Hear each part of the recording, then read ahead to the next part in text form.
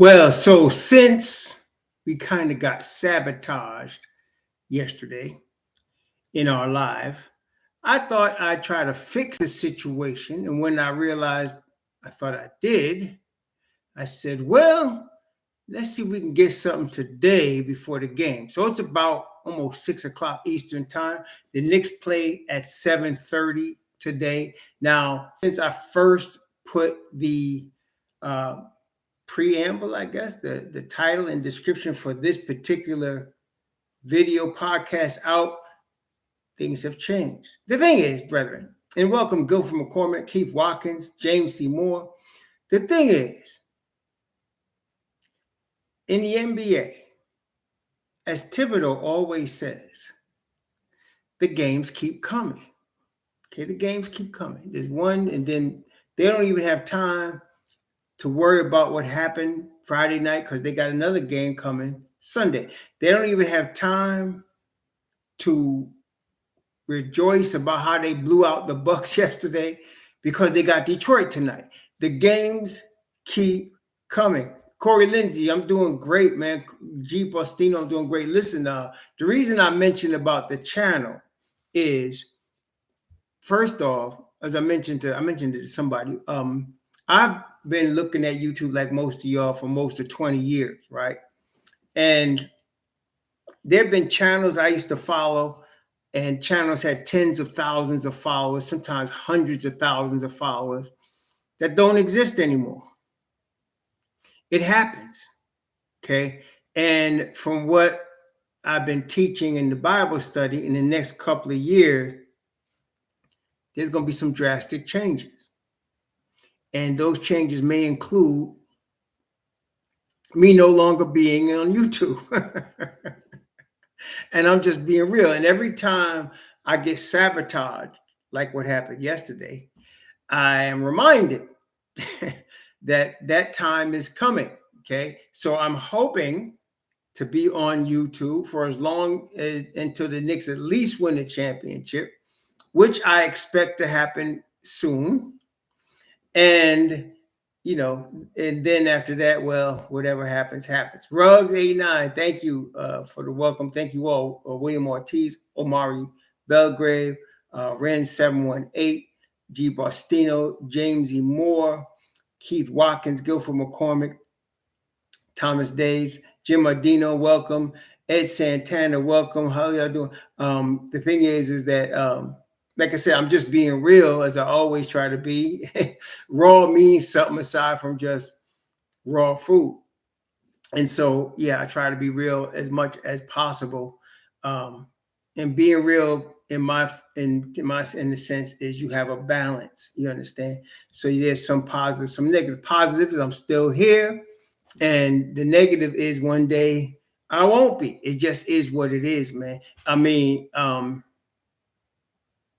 yeah, I mean, it is what it is. It is what it is. There was a channel I used to watch very frequently, and they just got banned from YouTube. And the guy was real nice, and I don't know what it was. He used to test out different cats and show you how they operated and things like that.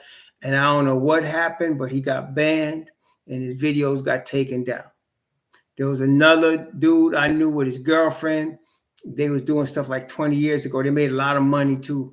And all of a sudden they got banned and their videos got taken down. Look, YouTube is a corporation, and YouTube controls what content is put on this platform. This is YouTube's platform.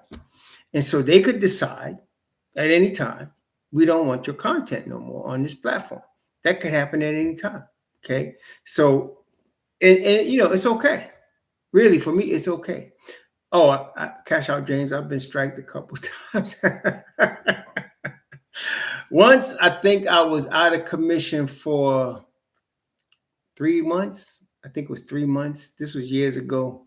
This was before the Knicks side came. I think I was out of commission for like 3 months. Yeah. So, yeah, it is what it is, man. It is what it is. I do. I know about Twitch. I tried it once. Didn't work out too well for me. didn't work out at all. I had so many more technical issues trying to do Twitch than I did the way I'm doing it right now. I had a lot of technical issues, man. So now let's get into business now. I was thinking about this over the weekend. And with every gripe, and I've learned this, especially over the time of this Knicks side. I think I've been doing the Knicks now for about 4 years. I think I started the Knicks the year before Thibodeau came. So Thibodeau's 5th year. So the year before that, I was doing Knicks channel. The year before that, so that was the year of the COVID strike, the COVID shortened season, and you know. And so over the years, I've gotten to see a lot, hundreds, maybe thousands of comments. And I noticed a couple of things. There's always an agenda behind a negative comment. There's always an agenda. And usually, when you follow through what the agenda is, the person just don't come out and say what they feel because they know they get dropped, right? Especially on my channel. But there's always an agenda. So let's put it this way. The agenda of Thibodeau's not playing the kids. So what the person is saying is they should play rookies. And if that person is serious, they think that the Knicks could win a championship by playing the rookies. And if you got any kind of basketball knowledge at all, especially pro-level basketball knowledge, you would know that's stupid. But instead of coming out and saying that, they just say play the kids, and they keep beating that drum. It's annoying. It's annoying to me. It's annoying. Or when they try to say THIBS is getting out coached. So you're trying to say THIBS is getting out coached, and the real agenda is I think they should fire THIBS and hire somebody else. So they're 3rd in the East. He's been to the playoffs 3 out of 4 seasons, and they need to fire him because you think he's being out coached. Again, a stupid move. Instead of just coming out and saying that, they say, well, THIBS is being out coached. Or the reason some of the players are struggling is it's a lack of coaching, as if this is high school.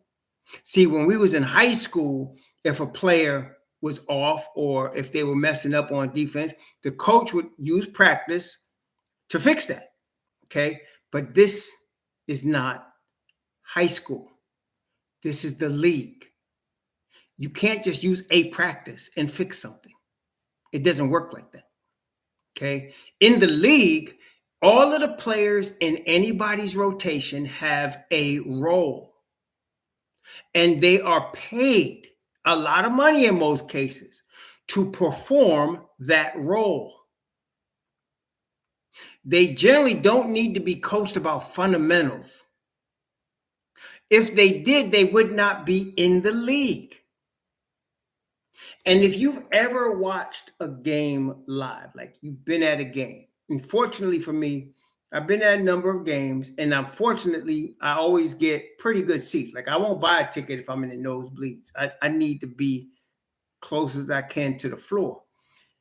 If you've watched a game, then you get to experience in real time the speed of the NBA. When you're watching the game from a camera that's, far from the court, and you can see the camera angles, and they got cameras all around the court, you don't really get to appreciate, seriously, how fast the game is and how much a guy like Brunson sees the floor and the speed at which he sees the floor.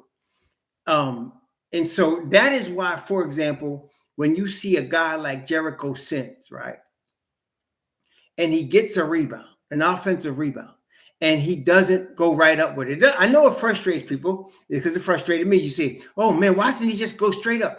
Because people are moving around him so fast, he's afraid to go straight up. It's like the Charles Smith missed layup. Y'all remember that? If you're a Knicks fan and you go back to the 90s, you remember Charles Smith, and they had the Bulls against the ropes, and all he had to do was lay that ball in, and it was over. The Knicks would have beat the Bulls and go on to the finals. Of course, he was intimidated, and he didn't shoot the layup because he was intimidated. because he had Pippen and Jordan jumping over him. When you're in that scenario in real time, it's not like watching it on TV. Okay, it's not. So a lot of people don't appreciate the skill of these guys. I remember watching the Knicks against Brooklyn last year, and I was close to the floor. I was so close to the bench that I called out to Taj Gibson, and he turned around and smiled. So I saw Jalen Brunson make some passes that I didn't even see the play developing. It happened so fast. And I was like, it gave me an appreciation of Jalen Brunson. And I was like, wow. I mean, the game on the NBA level is fast, very fast. Like I was watching the boy for Oklahoma City that hit all them threes last week. Who is that, y'all? The boy from Oklahoma City killed us with all them threes on Friday. Y'all know who I'm talking about. That boy was killing us Friday. He was hitting everything that he got the ball. He was hitting everything, man. He must have hit 5 threes. Let me see it. This boy was going nuts. He came off the bench. What is it? What is his name? Let me see. Isaiah Joe. Yeah. If you watch that game, I watched the game. I have to watch it a couple of times.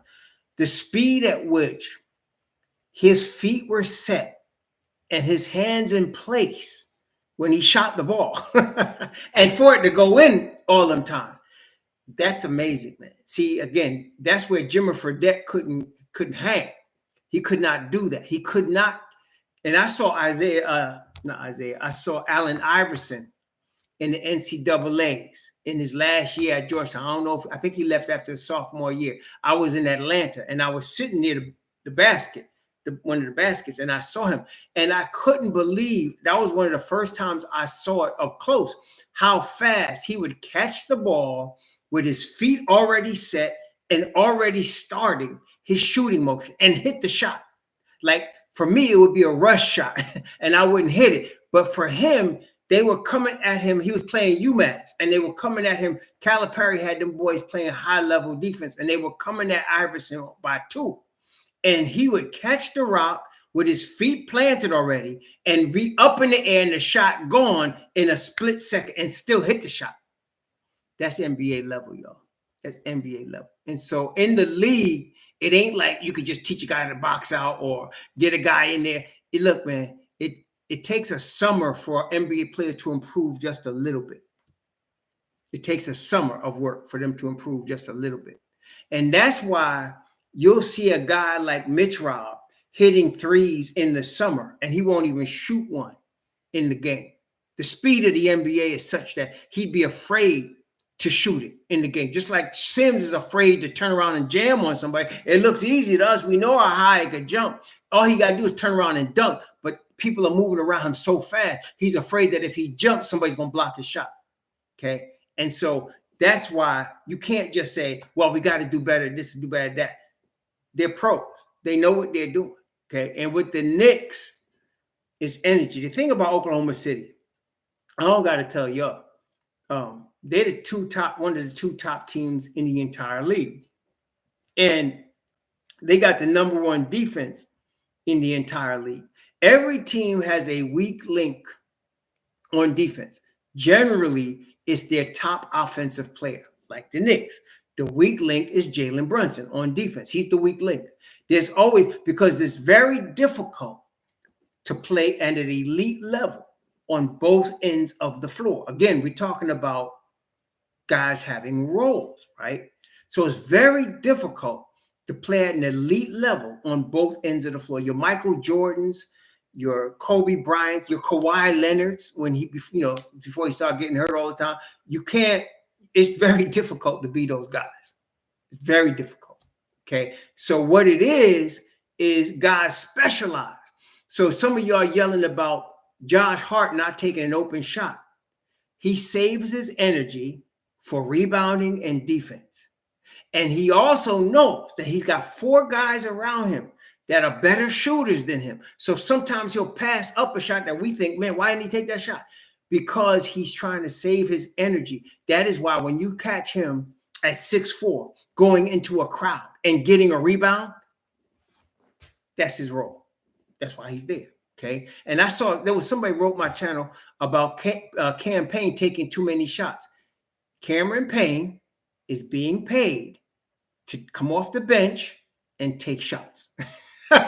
That's his role. That's what he's supposed to do, and be disruptive on defense. So when you see him come down on a fast break and take a three, don't get trippy because he's being paid to do that. Okay, he's being paid to do that. He's being paid to shoot threes and play defense. That's what he's being paid to do from the point guard position. Okay, Deuce is being paid to play defense and to hit open threes. Now he hasn't been hitting open threes recently, but that's what he's out there for. Okay. Now a guy like Brunson, he is being paid to score. He's not being paid to play high, he's paid to play defense, and he's being paid to score. And the thing about him is that there is no five, not Hartenstein, not Chet Holmgren, not Jared Allen or Evan Mobley. There's nobody that could guard him. Okay, nobody. So that is why we've been talking about Brunson making Gato the focal point on offense, because you got an automatic mismatch against anybody. Tonight, for example, the Knicks are playing the Detroit Pistons. The Detroit Pistons go with two guys that play the five, Jalen Duren and Isaiah Stewart. I like both of these guys. Neither of them can guard Gato. Neither of them. Okay? And what you saw Sunday, with respect to guys not being able to guard, they put Andre Jackson Jr. on Brunson. Then they put, what was the boy's name that came behind him? Well, Brunson recognized that neither of these gentlemen could guard him. He realized neither of these guys could guard him. So he went right at both of them. And we know that Brunson Green, thank you, AJ Green, I think his name was, we realized neither of these guys could guard him. So he went at them. And now we know that there's a lot of times that Brunson gets hacked and he don't get a call. Okay. And, we don't want to see Brunson or Josh Hart or anybody wasting time drawing at the ref. So they got to play through it. But Sunday, Brunson was getting calls. So he went at both them cats and he put them in bonus early because they could not guard him. Okay. And he's being paid to recognize that. All right. He's being paid a lot of money to recognize that. Okay. Yes, the shoulder injury had, whenever you hear Mike Breen say there's a hush over this crowd. The last time he said that, as we all know, was when Juju went down. And he signaled to come out, and he went right to the locker room. His shoulder was hanging. Now, with Brunson yesterday, his right shoulder was hanging, not as bad as Juju, but he wasn't moving his right arm. And he went into the locker room. And my mom's was watching the game with me. She said, "What happened?" I said, "Well, he could have separated his shoulder." I said, "But also it could be a stinger." That's what I told her. And I said, "Sometimes you get a stinger, and it's just like you just need to get the feeling back in your arm." And apparently that's what it was, a stinger. But I said it could have been a separated shoulder. I don't know how much time he would miss. It would be bad, though. Just like when Juju got hurt and they asked Thibodeau, and he said, "I'm very concerned." Very rarely you will hear Thibodeau say that about an injured player. But he said, "I'm very concerned," because Juju had messed his shoulder up, So, yeah. So tonight, they got Detroit. Now, the Knicks are now 26-14. It's 40 games, if I'm not mistaken, right? 40 games, they're 26-14. Now, let me ask you now, be honest with me, Knicks Nation. If I was to tell you after 41 games, the Knicks are 27-14.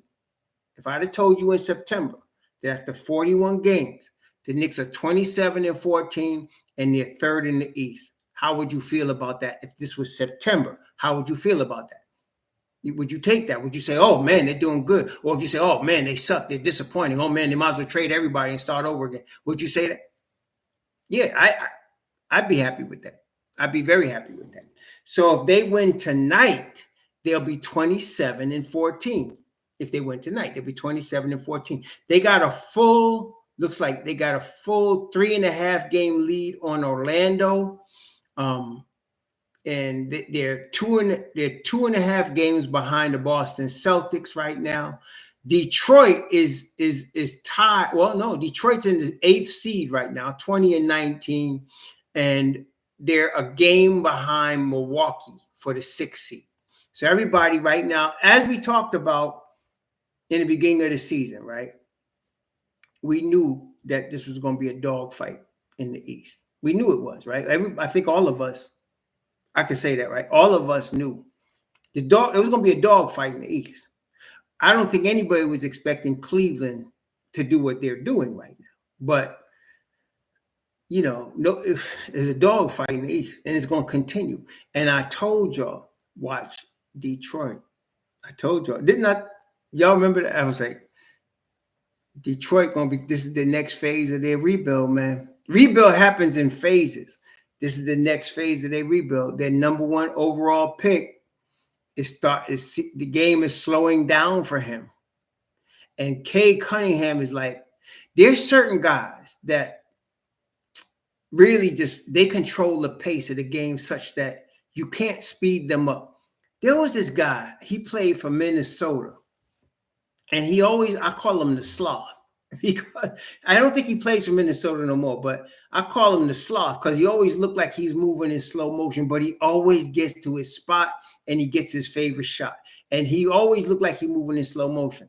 Those type of guys, Doncic is like that. He always looked like he's moving in. Yeah, that's right. Anderson. That's right. He played for Golden State, PG. Okay, that's the guy I'm talking about. He always looked like he's moving in slow motion like a sloth, man. But he gets to his spot every time. Same with Luka. Luka control Kyle Anderson. That's him. That's him, Coach Howard. And he said, but there's guys like that. Cade Cunningham's like that. He gets to his spot. You can't do nothing about it. He takes his time. He gets to the spots he wants. And right now, Detroit is coming, man. I'm telling you, it's coming. Remember I said a few years ago, I said, beat up on Orlando now because once these kids mature. Now, before they got Pablo Banchero. I said, Dad. Ivy broke his leg. Didn't Ivy break his leg? I thought Ivy broke his leg. Ivy broke his leg. He's out for, I think Ivy's out for a minute. Yeah, so you ain't gonna see, he's gonna be DNP for a minute. He broke his leg, man. But they said the break is such that he could come back. He could come back this season. And now Thursday, he underwent successful surgery to repair a broken fibula in his left leg. He'll be reevaluated in 4 weeks. So let's call it 6 weeks. He might be able to come back. Fibula is basically your shin, right? Somebody tell me if I'm wrong, but your fibula is your shin bone. So that's what Paul George broke, when he had that horrific injury when he was on Indiana. And it's happened to a couple of people. There was a guy that played for the Warriors. He was on their first championship team. He broke his fibula. It's an ugly looking injury, but it's not a joint. And so it's basically healing the bone. And they said they're going to reevaluate him in 4 weeks. And I hope for the young boy's sake, he come back stronger than ever. I mean, he's really a talent. And, I want to see him. Sean Livingston, thank you, Guilford. It was Sean Livingston. He broke his fibula. So, you could come back from that. And in the way they got it now, you can come back in the same season. Like I said, they're going to reevaluate him in 4 weeks. You're talking about middle of February, All-Star break. Okay, so he might be back in March, right? But Detroit is them team. You used to be able to beat up on them and count them as a win, right? You just take their lunch money and take that W. It's not like that no more. It's like I said, when Orlando was up and coming, I said, you got a couple years to beat up on these guys before they're going to be full grown, and you can't do it no more. That's when they messed around and got Pablo Banchero, and I was like, oh, shoot, here we go. And Banchero didn't even hit the rookie wall. That fool was playing like a grown man from rookie year, So, yeah, Detroit is now coming. You're going to see them make another step, probably right now, they're looking for the play-in. They're looking for the play-in. They're looking for 500 in the play-in, which I feel like they could make that, okay? Tonight, let's bring them back to 500. They're 20-19. Let's make them 20-20 after tonight. But they coming. So they just need another high level young player and probably a good veteran, another good veteran. They got, this is Pablo's third year, if I'm not mistaken. Banchero's in his third year, if I'm not mistaken. Let me just double check that. I'm pretty sure he's in his third season. Pablo. Let me just take a look at that. Yeah, I think this is his third season. Yeah, he was drafted #1 overall in 2022. So this is his third season. Yeah, in 2022. This is third season. Yeah. So and looking at him, I don't think that dude had a rookie year. I mean, he came in like he was a vet. Very rarely you see that. He came in like he was a vet. That dude, man, shoot. Paolo's the real deal. That's when I knew he was going to be the real deal. I said, man, this cat, he didn't have no rookie year. He just came. Then you expect the sophomore jinx, and he was just even better than he was the year before that. This cat's something else, man. So, yeah, his rookie year, he played 72 games. Last year, he played 80 games. Now, this is the first year he was really hurt. He was really hurt this year, So, Banchero is that guy. And what encouraged me about Precious is when the Knicks only played them, and I was at the game when they played Orlando with 6 guys, including they had Jacob Toppin in the rotation that night to show you what they had. And Precious had to play that boy all night and was all up in his grill. And the boy was still killing, hitting in Precious' face. But Precious played him well. And I thought, well, Precious can play him that well when we only got 6 guys. What happens when we get our whole contingent, And Precious, I like Precious' future, man. I want to keep him. I don't know if the Knicks are going to keep him. I'll be able to keep him because of what it costs. But because somebody told me they could only offer him like $7 million a year. And I feel like he's going to be a Hartenstein situation. I don't think he's going to get $87 million, but I think he would get something in the $10 million a year range. I think he can. I think he would. So I don't know if the Knicks will be able to keep him or not. We'll see. They didn't need to, Joe Curry. See, you have to, Joe Curry, you ain't learned yet. You don't have to make trades every 5 seconds. Sometimes you just keep what you got and let it develop. Yeah.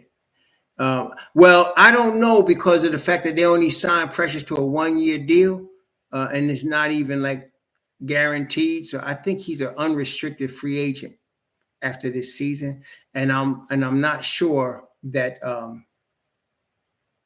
I'm not sure if they could. I think that just like Hartenstein, because Hartenstein signed a 2-year deal, the Knicks didn't have his full bird rights and were limited in what they could offer him by the rules. I think that's going to happen with Precious. Precious has stated he wants to stay in New York, but then again, so did Hartenstein. Hartenstein said the same thing, but $87 million is $87 million. Okay, $87 million is $87 million. Yeah, I'm not sure, Curry. I'll be honest with you. I'm totally not sure. I really don't know. I'd be lying to you if I say anything, but I don't know. I hope we can keep him. I hope we can keep him. If they were going to trade Precious, now would be the time to do it, where you can get something for him. But if you're another team, unless you really value him as a playoff piece, I don't know why anybody would give up anything for Precious. Like if you're an opponent of the Knicks, why would you give up anything for a player that's going to be coming to you for nothing in the summer, right? So that's why, they might want to trade Precious, but I don't think there's a market for him unless there's a team like maybe the Lakers. I don't even know that. I don't know if there's a team out there that's in playoff position that would give up assets for Precious right now. Because remember, the Knicks got to send out more than they can take in. So you got to send out more. You got to take in less than $6 million to trade Precious. So I don't know if that would work. I don't know if that would work. And if you're dealing with Utah, Curry, you got to understand who the general manager and president of basketball operations is for Utah. And no, you're not going to get Precious for second rounders in Kessler. It's not going to happen. Not with Jack the Ripper. Let's be realistic. That's not going to happen. So You can forget that. Yeah, Jack the Ripper ain't giving you jack unless he winning that trade. And the Don ain't having no shorts. So there it is. Okay. There it is. Yeah. Yeah. You got to find out if Charlotte, that would be a trade. Joe Curry is desperately trying to mention trades, as he always does. But he mentioned Nick Richards. That would be a trade that would work financially because Nick Richards makes $5 million and Precious makes $6 million. That would be a trade that would work financially. Nick Richards. So that is possible. I'm not going to say that's impossible. That is possible. That could happen. We re-signed Mikal Bridges. I don't think the good thing, he ain't gonna cost more than Brunson. Whereas because of the new bargaining agreement and the money that's out there, OG cost us $212 million. I don't think Mikal gonna cost us that much. I don't think so. I can see Mikal in 120 at the max, 120 million. I could see him over there in that range. And so the Knicks retain him for 4 years, 120 million, something like that. Let me ask y'all a question. Since the Knicks traded for him, do y'all know if the Knicks have his bird rights? Did the Knicks have Precious's, I mean not Precious, Mikal's bird rights? Let me just see, do they? Let me just look up Spot Rack for a second. Because if they got his bird rights, they can offer him the 5th season because I think they inherited in a trade. It's similar to OG because Toronto had OG's bird rights. And when they traded for him, I think they inherited those bird rights because he got a 5-year deal, right? He got a 5-year deal. Okay, so I'm thinking the Knicks would inherit. Let me just look at this now. When you're talking about Mikal, let me see.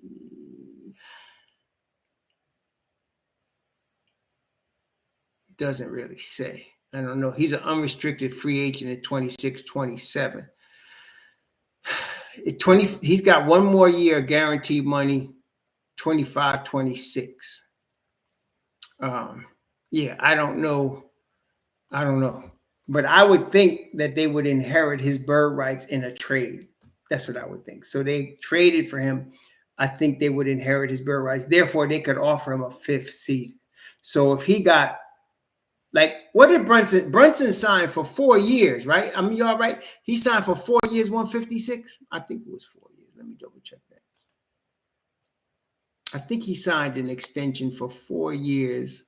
Yes, he did. So yes, it's a 4-year, $156 million deal. So let's say Mikal can get a 5-year, $150 million deal. No, we didn't re-sign him yet. We're talking about the summer, Corey Lindsay. Some Peace G's asked what we're going to do about Mikal. I'm thinking they re-sign him, but I'm thinking they re-sign him. He could get a 5th year. If the Knicks got his bird rights, he can get a 5th year. The thing is that I like about the Knicks financial picture right now is that you locked in your starting 5 financially. You locked them in. You got Gato locked in. You got Hart locked in. You got Brunson locked in. You got OG locked in. You got them all locked in. The only free agent is Mikal. He's got another guaranteed year coming up. So he can sign an extension. I don't know when. When is he eligible to sign an extension? I'm not sure, but he could sign an extension. Let me see here. I know he's unrestricted as of, when is he unrestricted? He's unrestricted as of 20. It looks like he's unrestricted in 25, 26, the summer after this one. He's unrestricted. Yeah. He's unrestricted in 26, 27. So he's locked in until 26, 27. We got him for this season, next season. He's locked in. Yeah, I thank you, John Mark. I think that's true. I agree with. I believe that. Yeah, because and they could offer him a 5th year, right, John Mark? They can offer him a 5th year. If you hold somebody bird rights, you could offer him a 5th year. Nobody else could offer him a 5th year. So I'm thinking 5 years because Obi signed for 5 years. So I'm thinking you sign him for 5 years. 150 million. That's a nice contract. That's a 30 million a year contract. That's a nice contract. I like that contract. And not only that, with the salary cap going up, the overall salary cap going up. Let me see right now. The Spot Rack has a salary cap this year. What they got it there? What they got it. This year they got the cap at 140 million. First apron 178, second apron 188. So they got the cap at 188 this year. Let's see, next year the cap is going up 25, 26. The cap goes up next year to no, that's not true. Let's see what we got here.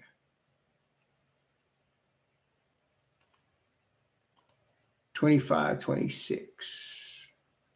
It's not saying what the cap is. I don't know what it is. It's not saying. It's not saying. But it's going to be higher than it is this year. My understanding is the cap goes up by 10% a year. There's so much money, Jay Sniper. They're trying to control. They're trying to save the owners from themselves. I mean, look at baseball.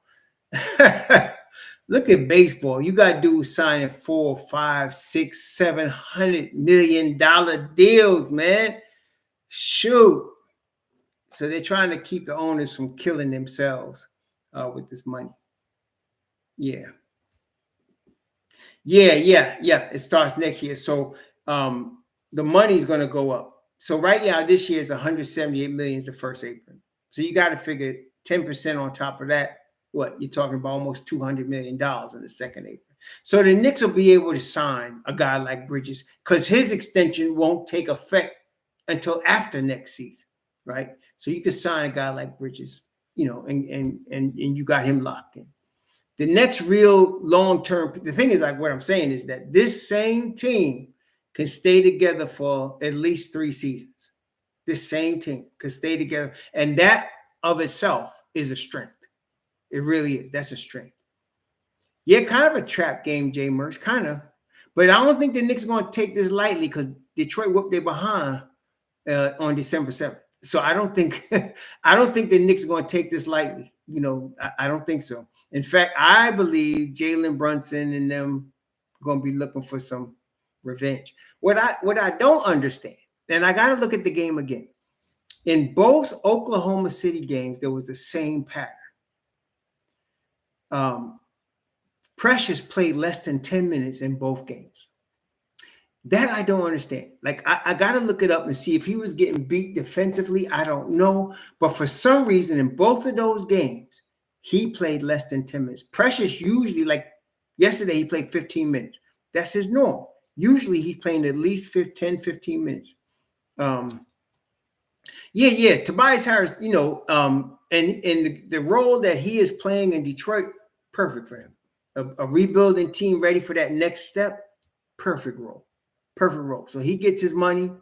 Not that Tobias Harris ain't had, he just come off a $180 million contract. So he got his money, but he got more. He got more now. And then and Tim Hardaway just signed his second. He had a $72 million deal with the Knicks. He signed a second $72 million deal with Dallas. And so they're getting their money and they're helping the team get to the next level. So Tobias Harris has got game left. He's perfect for what they're doing in Detroit. Perfect. Right now, they just need, if they can get some more development out of Jalen Duren, watch out. Watch out. They're going to be rough, man. They're going to be rough because Cade Cunningham, Jaden Ivey. Jaden Ivey's better than I thought he would be. I didn't think he would be this good. I didn't think. Corey Lynn, that's a good question. He asked, will the Knicks keep Cameron Payne? That's a good question. I think a lot of that depends on how far into the playoffs the Knicks go and what kind of role does Cameron Payne play in that run. If the Knicks go to the finals and Cameron Payne has hit big shots in the playoffs, he's definitely coming back. There's no doubt. Okay. So it depends on how much of a role he plays in the playoffs, how many, and he's being paid to hit big shots. Y'all remember both in Phoenix and in Philly, Cameron Payne hit big shots in the playoffs. He's a big time shot maker, playoff time. So if he does that for the Knicks and they advance to the finals, he is definitely coming back. So we'll see. We'll see.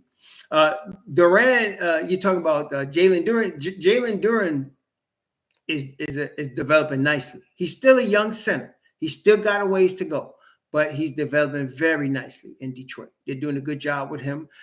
He's got a lot more upside, which is the exciting thing. And like I said, if he develops a little bit more, they might have something. Jalen Duran has the size and capability of a Bam Adebayo. He's very similar to Bam Adebayo. He's in that same mold, about the same size, 6'9", 6'10", jumping ability, hustle. You know, he's gonna put all on in the game.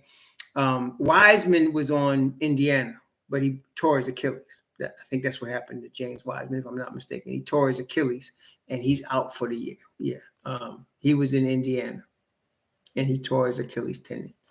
Yeah, they lose both. Indiana lost both Wiseman, and they lost Jackson. Yeah, Wiseman, successful surgery to repair a torn left Achilles. That was on October 25th. And Isaiah Jackson tore his Achilles. Yeah, and he tore his Achilles on November 2nd. Yeah, so it was, both of them cats suffered torn Achilles, Jackson and Wiseman. Yeah, so they were. No, he was. Precious played, but he only played. I don't think Precious played more than on Friday. I don't think he played more than 8 minutes. I'm going to say he didn't even. I don't think he played 8 minutes. Let me see. On Friday against Oklahoma City, and it was the same in the first Oklahoma City game. Okay, so against Oklahoma City, he played 6 minutes. I don't know what was going on. I can't tell you what was going on. Lewis Luck. Lewis Luck, $2. Thank you. Unlike the overreactions that we're getting from Knicks Nation as a result of Friday's loss, the Knicks can go all the way. The Knicks still, I know people don't believe that, but the Knicks can win it all. They still can win it all. Okay. And the reason I say that is because when you add a healthy Mitchell Robinson to that second unit,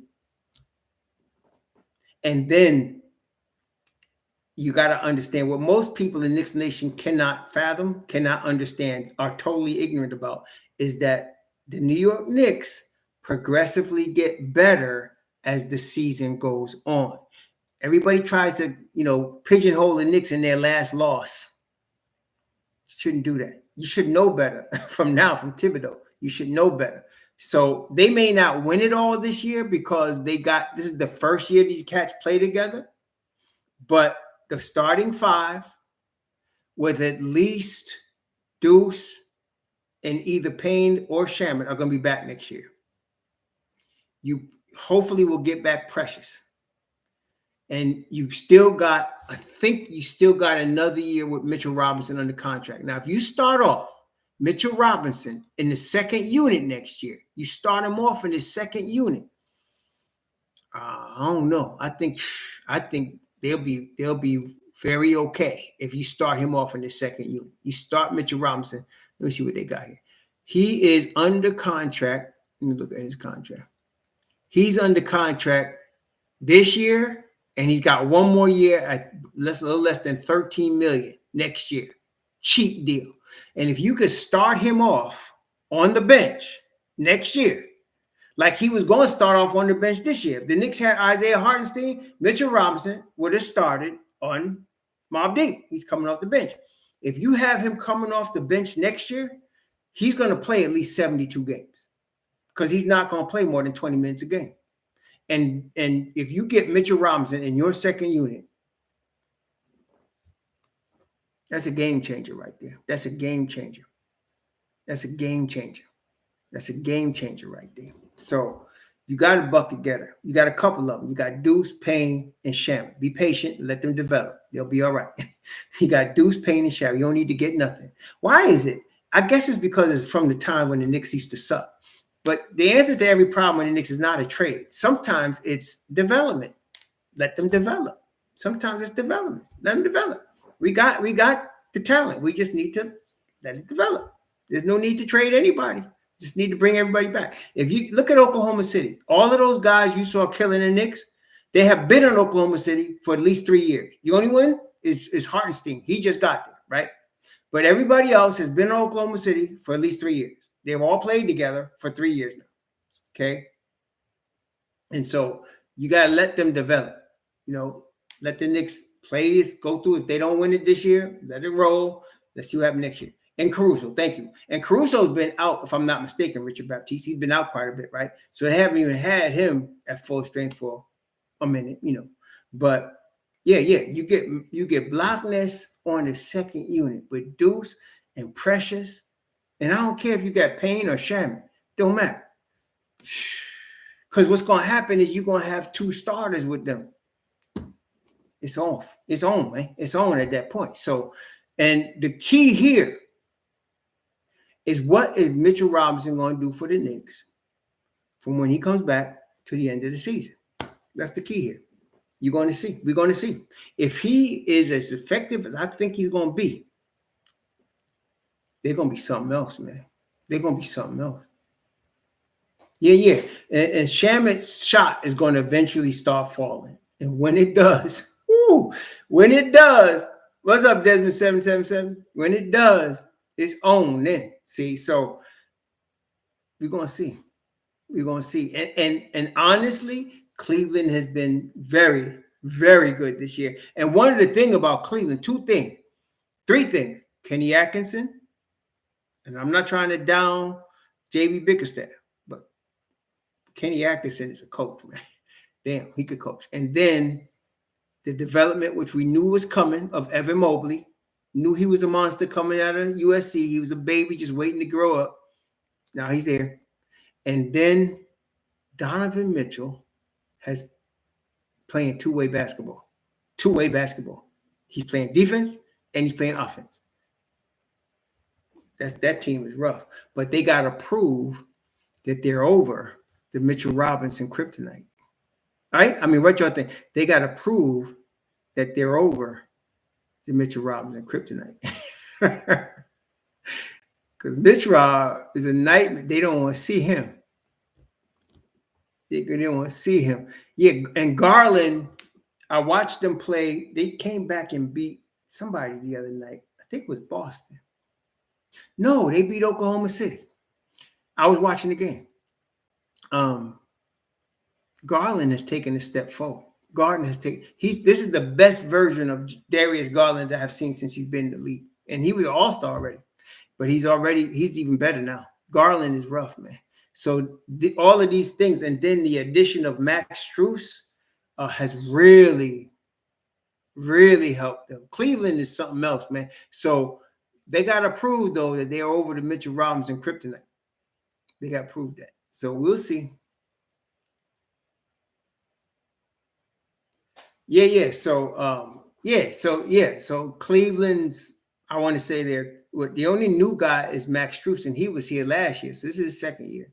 With Orlando, the new guy is Caldwell Pope, right? Everybody else has been there. And then, of course, Oklahoma, their first, I would say, except for Hartenstein, their top 8 have all been there for 3 years or more. So, you see, that's how you build a team. You get a good team, you recognize it, and you let it cook. And it might take a couple of years. Oklahoma City, if I'm not mistaken, well, they were either 1 or 2 in the West last year, right? They were 1 or 2 in the West last year. And they lost. I was surprised they got beat when they did. I don't know if it was Dallas that beat them or who beat them. But I was surprised because I thought last year it was going to be, you let it marinate. Exactly. So with the Knicks, you got your squad. You just got to let it marinate right now. Just let it go. And let's see what happens. Let's see how far we can roll this year. Anything is possible this year. This part of the conversation started because somebody said, how far can they go? And I said, they can go all the way. Because it depends. We don't know, like, what kind of development will happen post All-Star break. Mitchell Robinson can come and they can rip off 12 straight. You know what I mean? We got to see what happens. We got to see. We got to see how effective this is going to be. I'm very excited to see it. I'll tell you that. Yeah, I'm very excited to see it. Yeah. Garland has really taken a step forward in his game. They didn't even when they beat OKC, they did it without Donovan Mitchell. Donovan Mitchell was in street clothes for that game, and they still beat him.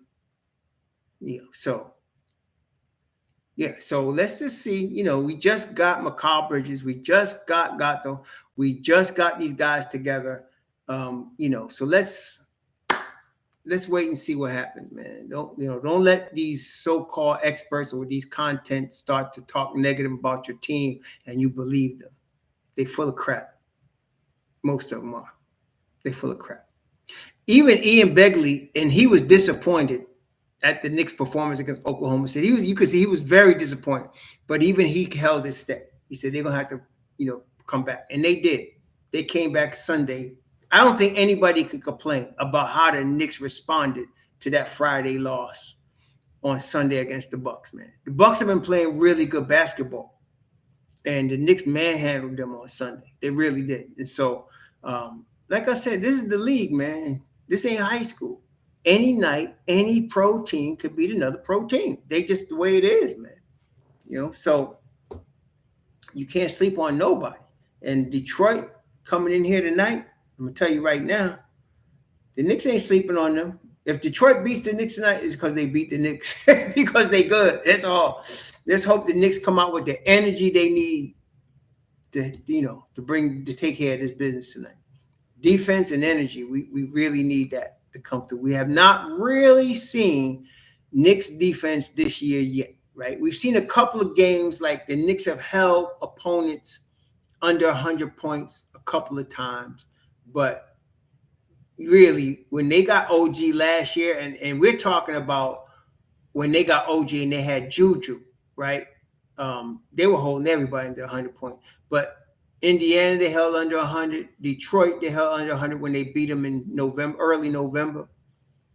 They held Milwaukee under 100. Philly, Charlotte, Orlando. They held Orlando under 100 twice. New Orleans. And a couple of times they would have held somebody under 100, but THIBS put the rookies in. Y'all know that, right? A couple of times they could have held somebody under 100. In fact, one time last week against Toronto, Knicks were up 26. And in 2 minutes, they were only up 14. In 2 minutes. They were only up 14. In 2 minutes. They were up 26 when THIBS put the Rooks in. And they were only up 14 when they won the game. The Rooks were minus 12 in 2 minutes. How can you... Anyway. Minus 12, y'all, in 2 minutes. Come on. I don't know, Peace G's. They get 30 minutes a game in the G League. They're all getting 30 minutes a game in the G League, man. They just need time to learn the pro game. And THIBS ain't trying to give them minutes in any type of meaningful way because he could lose. You need to sit their ass down and let them play in the G League. That's all, man. Yeah. Senior beef. I decided to try again after I did some fixes to my computer system, and I decided to try again. And it came out 6 o'clock today. So game's at 7:30. Yeah. I was telling my mom that OG's the grown ass man. I was trying to fix it, and I was able to, but it was something because yesterday I was trying to fix it and I'm clicking stuff and rebooting stuff and it was just not working. Then all of a sudden today it came back. It's some sabotaging mess though. It really is some sabotaging mess. That's all I can say. Some sabotaging mess. So yeah, but the rookies can't. There's no time for the rookies, man, unless the Knicks are getting blown out or blowing out their opponent. Ain't no time to play the rookies. Ain't no time, man. And y'all should know that. Y'all really should know that. The only rookies in these 5 years that got 10 minutes was Obi Toppin and his grandson, Emmanuel Quickly. That's it. THIBS don't play no rookies no heavy time. Y'all should know that. Why y'all beating your head against the wall? He ain't gonna change. Why? Because y'all took a vote and decided he should. That's almost what it's like, though. Knicks people get together and they make a decision. He don't play the rookies, and he need to do that. And all of a sudden, it's like a mandate now because y'all got together and decided. And somebody come out and I heard in the league, the word around the league. Come on, man, stop. I said, what THIBS give a flock about what the word around the league is?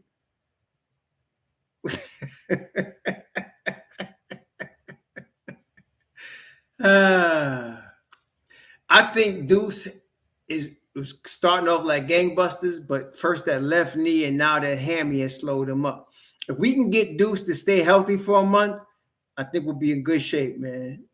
I'm glad he's not on the injury list today. So to me, Deuce started off this year as a candidate for sixth man of the year, in my view, the way he was balling.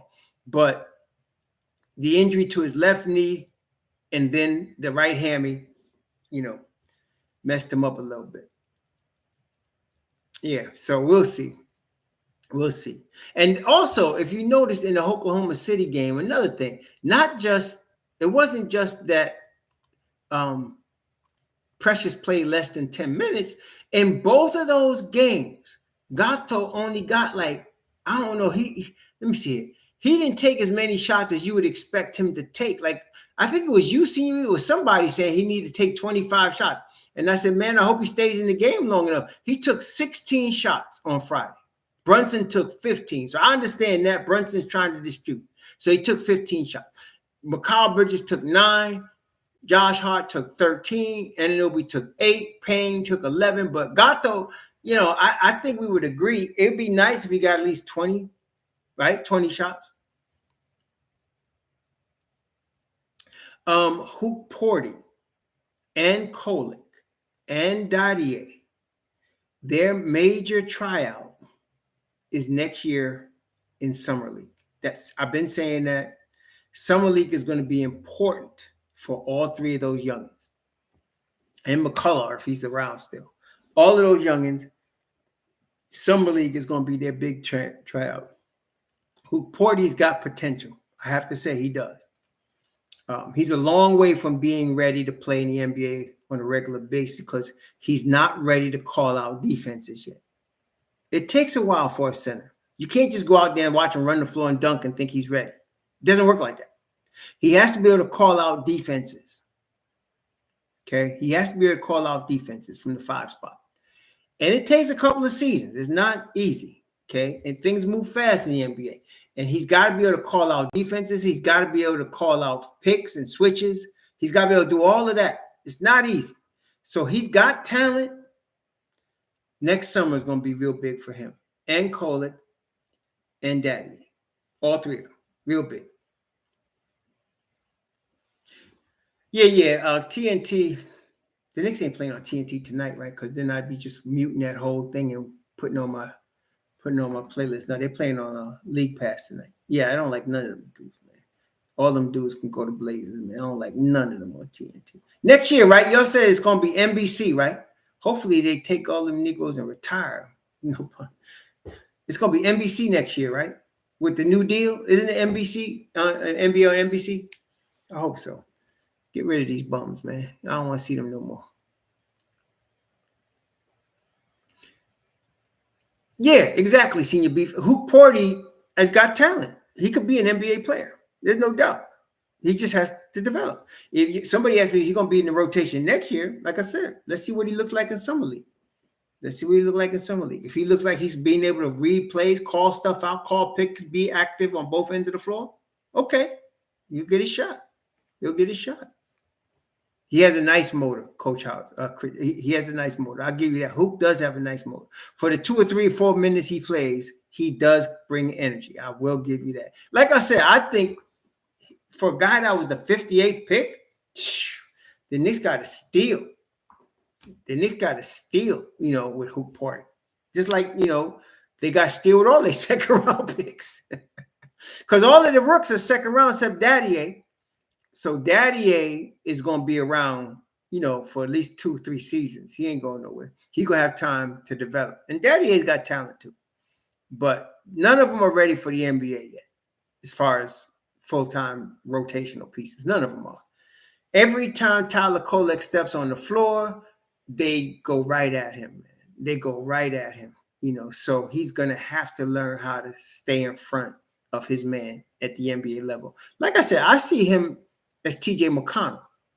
If he can learn to be tough as McConnell, I think, Tyler Kolek has a nice place in the league. He has a future, but he has to be able to play some defense, at least a little bit, man. He gets beat like he's weak, like they just exploit him like he's a little boy out there, man. He just, offensively, great. Well, you don't win no chips by being flashy offensively. You win chips getting stops. We're going to need the boy to step up. You notice Oklahoma City? Ain't no Tyler Kolek weak leak on defense in their starting five. Ain't no weak leak on defense in anybody coming off the bench either. Isaiah Joe or whoever. They will lock you down, That's why they good, man. That's why they good. Yeah, I think Daddy got talent too, but it's hard. Like for me, sometimes I could look at a guy. Like when I saw Quentin Grimes at Houston, I said, this boy could ball. He's going to be able to play. It was just a matter of him getting his shot. Defensively, though, there was no doubt. There was no doubt. When I saw Deuce at West Virginia, I said, okay, we need to get him. That's a defensive player right there. Okay. But there's some guys like Kevin Knox, never caught it defensively. Never did. Emmanuel Mudiay, never caught it defensively. Never really got harnessed offensively, really. What's his name? Fizdale was a terrible development coach. Oh, my God. That is the worst move that Steve Mills made right there. I know he hired a lot of power forwards that one year. I don't know what the hell he was doing either, but he allowed Fizdale to cause him to pick Kevin Knox, and you had SGA, you had both Miles boys, Bridges boys on the board, and you picked Kevin Knox, and then they asked Calipari, and he said he's not ready, and they still picked him. Yeah, it's hard for me to tell, but I like Daddy A. He got the framework to be a good player. So does Hoop Party. Tyler Kolek, offensively, he's already there. But the game to get you on the floor is defense. That's what gets you on the floor. Yeah, I actually like Trey Burke. I didn't know what the hell they were doing with Alonzo Trier. He was a ball hog, bad ball hog. Baker didn't even belong in the NBA, but his hustle and his persistence, you got to really respect that. He was a hard-nosed kid, and he made his way. He got his little money. He's gone now, but he got his little money. He's a millionaire. Good for him, But see, you got to appreciate what the Knicks have now in terms of their draft and scouting. What's that dude's name they got from Utah? You got to appreciate what they got right now, okay? Because they got a really good look, they got Deuce in the second round, right? They got Mitchell Robinson in the second round. They got Hoop Party. They got Kolek. They got all these guys. Walt Perrin.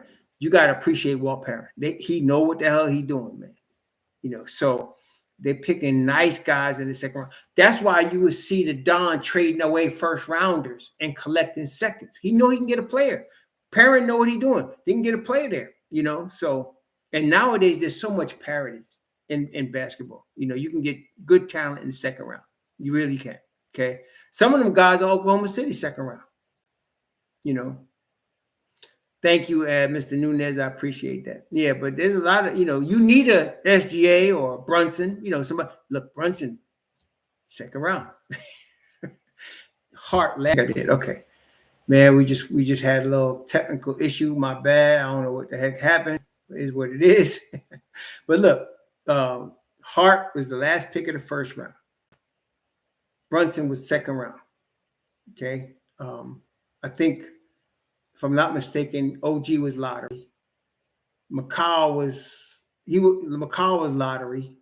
Of course, Gato was the number 1 overall pick. Precious was lottery, if I'm not mistaken.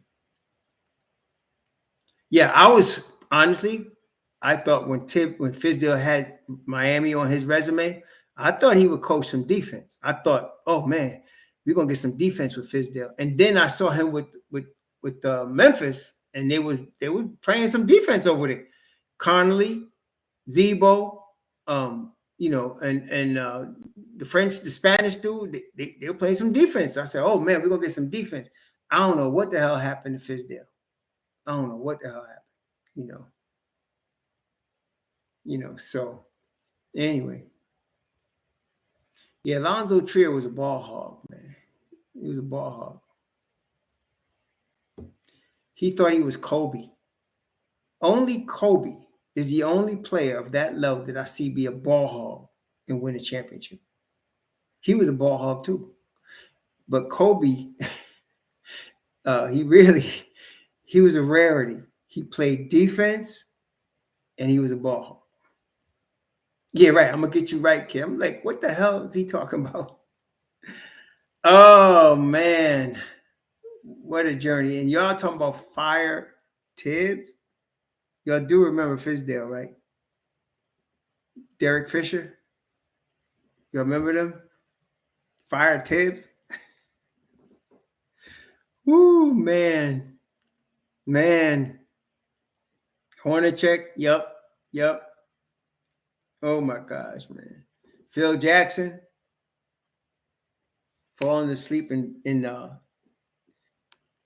draft. Oh my gosh, man. What a night. Kurt Raymond. Woo, Mike Miller was good though, right? I gotta give Miller was good. He was a G League coach, and then he took over a bit. Mike Miller was pretty good. Yeah, I think he was pretty good. I think he's coaching somewhere now, Mike Miller, if I'm not mistaken. I think he's on somebody's staff. He's a good coach. Mike Miller was a good coach. Yeah, he was a good coach. I liked Mike Miller. Yeah, but he was in a bad situation right there. He was in a bad spot, man. He's on somebody's staff right now. I don't know what staff he's on, but I'm sure Mike Miller's on somebody's staff right now. Yeah. Yeah, that's right. Go for McCormick. Mario Hezonja. Oh my gosh, Mario Hezonja. What a bad 8th overall to Orlando. 8th overall to Orlando. The best game of his life was against LeBron. That was the best game of his life against LeBron. That was it. Woodson is still a good coach. The Knicks just hired Phil Jackson and messed everything up. But yeah. Yeah, you know what I did, John Pettit? I went back and I looked on Basketball Reference. And I looked at the 1968, 1969, 70, 71, 72 Knicks. Do you know that the year they won the championship, Walt Frazier averaged 41 minutes a game? The year the Knicks won the championship. Walt Frazier averaged 41 minutes per game. And you guys talking about THIBS? And I think he played 77 games out of 82 and averaged 41 minutes a game. I don't recall anybody saying Red Holzman wore him out. Yeah, I was looking it up. I looked up the New York Knicks. I looked up New York Knicks from 70. I looked them up several years, and I was like, consistently, these guys were playing 80 games, and they were playing like 38, 39 minutes a game, consistently. And people whining about THIBS. Here, I'm looking at the 1969, 1970. They lost in the final. No, they won the finals against the Lakers that year. Okay, so let me take a look here. So the guy played the most minutes, Walt Frazier played 39 and a half minutes, 40 minutes a game, 77 games. Willis Reed played 81 games, 38 minutes a game. I guess, man, they'd all be, man, we're hoping wearing everybody out. And then Dick Barnett played 34 minutes a game, 82 games. The Busher played 33 minutes a game, 79 games. Bill Bradley played 31 minutes a game, 64 games. They only really looked like they had an 8-man rotation. Then they had Cassie Russell play 20 minutes a game. Dave Stallworth played 17 minutes a game. They both came off the bench. Yeah. I mean, I guess Red Holtzman was wearing them out, huh? He should have been fired. He got to fire Holtzman. You see what I'm saying? And somebody actually came on and said, Red Holzman never played his players that many minutes. Oh, gosh. Oh, yeah. Okay. Let me get thank you, Corey. I appreciate that. Almost game time, y'all. So listen, let's get this dub. I know, Coach. I was that's true. Let's get this dub. Let's bring this energy on defense. Oh, PG, you can't watch it at home? Man, that's rough, man. I got the league pass. I signed up for FanDuel, Florida for one game to watch them against Orlando. I took the 7-day free trial, and then I said, oh, I don't like it no more. That was the end of that. Well, Wiz, my point is people are saying THIBS is wearing his players out.